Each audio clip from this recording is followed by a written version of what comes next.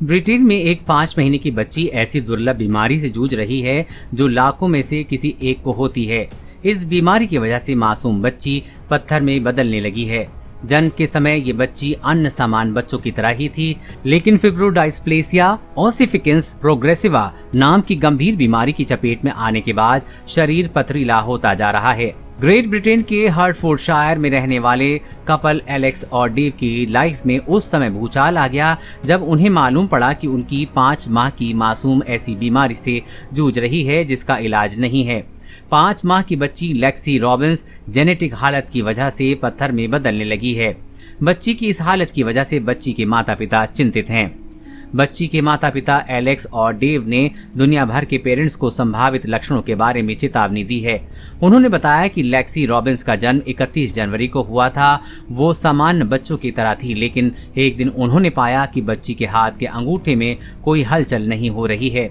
उसके पैर की उंगलियां काफी बड़ी हैं जो कहीं से भी सामान्य नजर नहीं आई। बताया गया है कि इस जानलेवा बीमारी में मांसपेशियों और कनेक्टिव टिश्यू हड्डी में बदल जाते हैं। इस रोग में हड्डियां कंकाल से बाहर आना शुरू हो जाती हैं, जिससे चलना फिरना दुश्वार हो जाता है।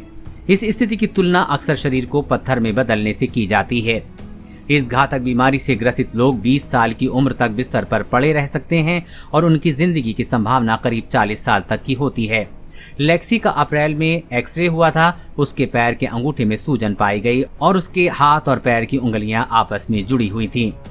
लेक्सी की मां एलेक्स ने बताया कि शुरुआत में एक्सरे के बाद हमें बताया गया कि उसे सिंड्रोम है और वो चल नहीं सकती।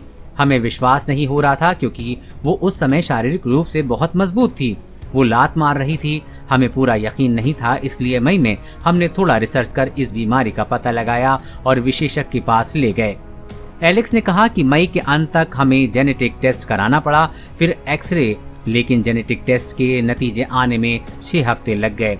उसके टेस्ट को अमेरिका के किसी लैब में भेजा गया जहां से फिब्रोडाइस्प्लेसिया ओसिफिकेंस प्रोग्रेसिवा की पुष्टि हुई है। उसने बताया कि वो सामान्य बच्चों की तरह ही महसूस करती है। वो रात भर सोती है, वो मुस्कुराती है और लगातार हंसती है।